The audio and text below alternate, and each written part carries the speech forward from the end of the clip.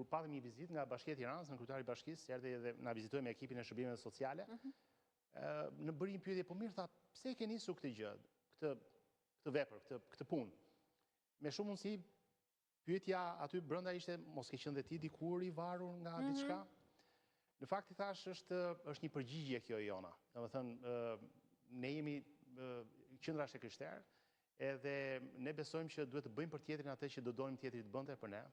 Dhe motivi bazë pse e bëjmë këtë gjë është sepse jo vetëm Zoti na done, po Zoti do gjithë secilin prej nesh.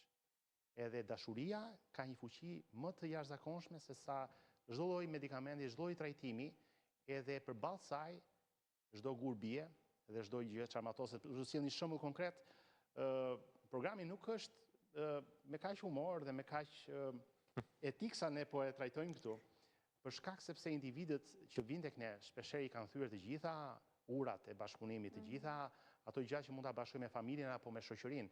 Shoqëria mund të thotë për disa, nuk po themi për të gjithë. Nuk ka vdekur akoma, ndjes që e themi kaq rënd. Familja mund të thotë nuk merrem dot me të. Edhe mjekësia thotë kaq mund të bëjmë, detoksin ne mund të ofrojmë për momentin. Por ne besojmë dhe shikojmë të pamundurën, madje ata habiten kur ne shikojmë këtu. Ne shikojmë një kolegë të ardhshëm. Madje ne kemi disa prej këtyre individëve që janë kthyer në kolegë me ne. Domethënë dhe ofrojnë atë shërbim që e kanë marrë dikur. Se unë dua të rikthehemi tek historitë personale, por cila mendoni që ka qenë për ju të paktën arsyeja më e bukur që dikush ka ardhur tek ju dhe ka thënë që unë dua ta lë këtë vesë për shembull vajzën, apo nuk e di cila ka qenë ndonjë nga arsyet që ju ka mbetur, le të themi. Ditën e dieshme ne të gjithë punojmë me turne. Turni darkës dje ka qenë turni im. Sot është Oltioni në turnin e darkës. Edhe qendra është 24 orë, ne nuk mund t'i lëmë dot vetëm, sepse aty mund të ketë trauma, mund të ketë strese, mund të ketë emocione, mund të ketë ngarkesa mes tyre, kështu që ne duhet jemi prezent në çdo moment.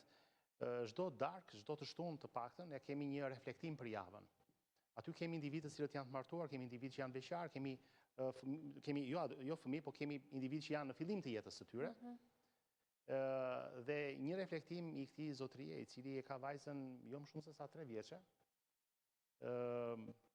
burr, ai tha me syt e përlotur, tregoi se si një student tjetër me djalin adoleshent, që është në program aktualisht, ishte thënë që shko, hallin dhe merakun që ke dhe që tundohesh për t'u larguar se ke vajzën atje për jashta, duhet ta kthesh në pikë force, ku ti të mbështetesh pse po e bën këtë program. Edhe ai jo rrallë herë përdor këtë, edhe është falendërues. Pra nuk është vetëm falendërues ndaj nesh, por edhe ndaj një individi, studenti, i cili mund të jetë në muajin e 8 apo të 9 të programit, që sot e di shumë mirë sepse është aty, që nuk është thjesht për të lënë një varësi, por për të filluar një jetë me një strukturë komplet tjetër, një jetë totalisht të rilindur.